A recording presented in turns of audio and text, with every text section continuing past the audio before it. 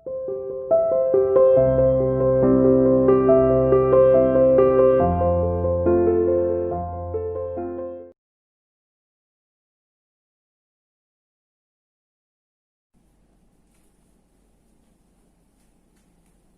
Students, welcome to CR international online classes. देखिए बेटा, हमारा जो कक्षा 10वीं में हिंदी विषय में हमारा गद्य भाग का सिलेबस कंप्लीट हो चुका है। कल की जो हमारी क्लास थी उसमें हमने मानवीय करुणा की दिव्य चमक नामक लेसन को पूरा कर लिया है, जो गद्य भाग का सिलेबस पूरा हो चुका है। अब हमारी एक कविता बचती है। कविता का नाम है कन्यादान, ठीक है, और कवि है ऋतुराज। कविता क्या है? कन्यादान, और कवि है ऋतुराज। ऋतुराज का जन्म 1940 ईस्वी में भरतपुर में हुआ। भरतपुर कहाँ है? राजस्थान में। और फिलहाल वो रह रहे हैं जयपुर में, ठीक है। तो आज हम इस कविता के बारे में पढ़ेंगे। ये शायद हमारा आखिरी चैप्टर होगा इस सिलेबस का। उसके बाद हम रिवीजन शुरू करेंगे, देख लेंगे। अगर हमारा ग्रामर में कुछ बचा है, व्याकरण में बचा है, तो वो पढ़ लेंगे। उसके बाद हम अपना रिवीजन स्टार्ट कर देंगे, ठीक है। तो अब सबसे पहले कन्यादान क्या होता है ये आप सबको पता होगा। कन्यादान का मतलब क्या होता है, मीनिंग क्या होता है? कन्या का मतलब लड़की, बेटी। दान का मतलब दान में देना। जब लड़की का विवाह करते हैं तो वो कन्या को हम दान में दे देते हैं। तो ये कविता लिखी है कवि ने। जब लड़की की विदाई होती है उस समय उस लड़की की मां को कितना दुख होता है, और वो दुख सच्चा होता है। ये नहीं है उसमें कुछ दिखा हुआ है, वो दुख वास्तविक होता है। यही कविता में कवि ने बताया है कि जब लड़की का दान करती है उसकी माँ, विदाई करती है उसकी माँ, तो बहुत दुखी होती है। क्यों दुखी होती है? क्योंकि उसे लगती है कि तेरी यही अंतिम पूंजी है जिसको मैं आज विदा कर दूंगी। और अंतिम पूंजी क्यों लगती है वो? क्योंकि माँ के सबसे करीब बेटी रहती है और माँ उसी के साथ अपने सारे दुख सुख बांटती है और अपनी समस्याओं का समाधान भी बेटी के साथ बैठकर ही निकालती है। इसलिए माँ को लगता है कि ये मेरी अंतिम पूंजी है, यानी ये मेरी आखिरी पूंजी है। तो अब आइए अपनी कविता पर। कितना प्रामाणिक था। प्रामाणिक, प्रामाणिक का मतलब होता है सच्चा, वास्तविक। कितना प्रामाणिक था उसका दुख लड़की को दान में देते वक्त, जैसे वही उसकी अंतिम पूंजी हो।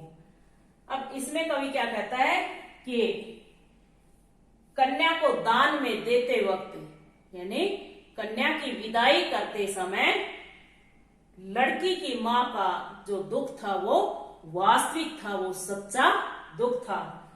क्यों? लड़की को दान में देते जैसे वही उसकी अंतिम पूंजी हो। दुख सच्चा दुख क्यों था? क्योंकि मां को लगता था कि ये उसकी आखिरी पूंजी है। अंतिम, अंतिम होता है आखिरी।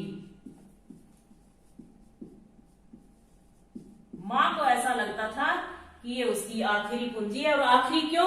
क्योंकि मां बेटी के साथ अपने सारे सुख दुख बांट लेती थी। समझ गए?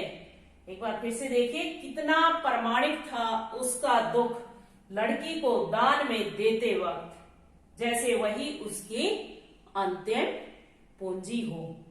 यानी कवि कहता है कि कन्या का दान करते वक्त उसकी मां का दुख वास्तविक था, सच्चा था। क्यों? क्योंकि उसे लगता था कि यही उसकी आखिरी पूंजी है, आखिरी धन है, जो आज उससे विदा हो जाएगा। और वह ऐसा क्यों लगता था? क्योंकि माँ बेटी के साथ बैठकर अपने सुख दुख बांट लेती थी। आगे देखिए, लड़की अभी सयानी नहीं थी। सयानी, सयानी का मतलब होता है समझदार।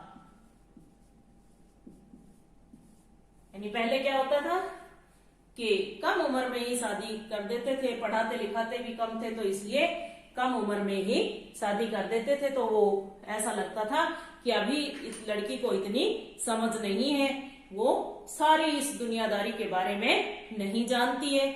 इसलिए कवि की माँ, कविता में कवि बताता है कि लड़की की माँ कहती है कि लड़की अभी सयानी नहीं थी।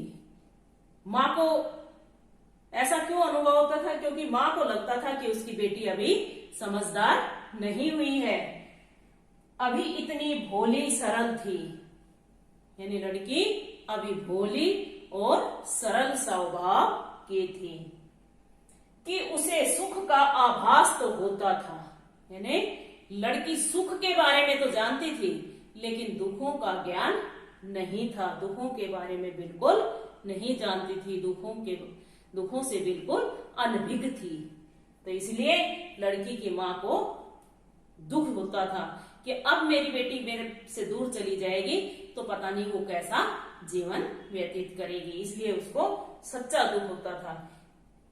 एक बार फिर से देखिए इन्हीं पंक्तियों को कि लड़की अभी सयानी नहीं थी, कि लड़की अभी इतनी समझदार नहीं हुई थी, उसे दुनियादारी के बारे में ज्ञान नहीं था, अभी इतनी भोली सरल थी। अब वो भोली और सरल स्वभाव के थी कि उसे सुख का आभास तो होता था, वो सुखों के बारे में तो थोड़ा बहुत जानती थी, सुखों का तो आभास होता था, एहसास होता था, लेकिन दुख बाजना नहीं आता था। लेकिन वो दुखों के बारे में बिल्कुल नहीं जानती थी, दुखों का बिल्कुल ज्ञान नहीं था, दुनियादारी का बिल्कुल भी ज्ञान नहीं था, वो उन सबसे अनभिज्ञ थी। अनभिज्ञ होता है अनजान। पाठिका थी वह धुंधले प्रकाश की, धुंधला होता है अस्पष्ट,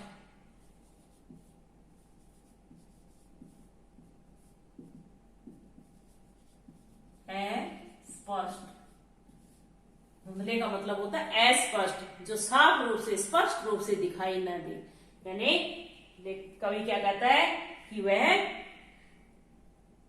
अस्पष्ट रूप से थोड़ा बहुत जानती थी, किसके बारे में? वैवाहिक जीवन के बारे में थोड़ा बहुत जानती थी, अस्पष्ट सा, यानी बिल्कुल क्लियर नहीं पता था उसको, थोड़ा बहुत एहसास होता था उसे, उन सुखों के बारे में तो थोड़ा बहुत ज्ञान था, लेकिन दुखों के बारे में बिल्कुल अस्पष्ट सा, बिल्कुल थोड़ा सा एहसास होता था, यानी अस्पष्ट सी उसको कल्पना होती थी। कुछ तुकों और कुछ लयबद्ध पंक्तियों की, वह केवल सुखों के बारे में जानती थी, मतलब कि वह जो स्पष्ट रूप से और जो लयबद्ध तरीके से लिखी हुई जो काव्य पंक्तियां हैं उन्हीं को पढ़ना जानती थी। यानी वो सुखों के बारे में, अर्थात कहने का मतलब क्या है कि वो सुखों के बारे में तो जानती थी और दुखों से बिल्कुल अपरिचित थी। एक बार कंप्लीट को फिर से देखिए कि कितना प्रामाणिक था उसका दुख, लड़की को दान में देते वक्त जैसे वही उसकी अंतिम पूंजी हो। इसमें कवि कहता है कि लड़की की माँ का दुख वास्तविक था, सच्चा था, जब वो अपनी बेटी की विदाई कर रही थी, अपनी बेटी को दान में दे रही थी, अपनी बेटी का दान कर रही थी। क्यों? क्योंकि वही उसको उसकी अंतिम मतलब आखिरी पूंजी लग रही थी। आखिरी पूंजी क्यों लग रही थी? क्योंकि माँ और बेटी सबसे नजदीक होती है, माँ के सबसे निकट बेटी होती है, माँ उसी के साथ अपने सुख दुख बांटती है।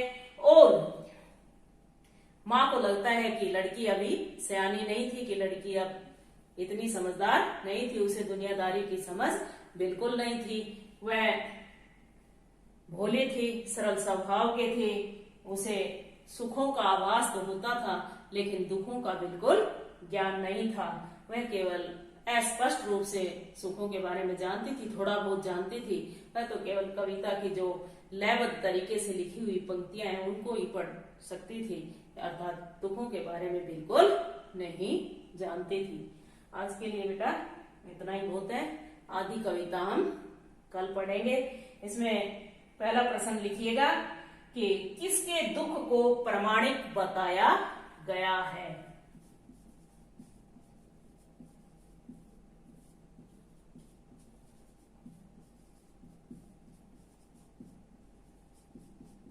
प्रामाणिक बताया गया है। दूसरा लिखिए, मां को अपनी बेटी अंतिम पूंजी क्यों लग रही थी।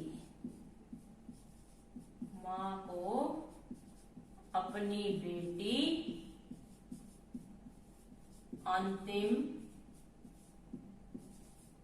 पूंजी क्यों लग रही थी।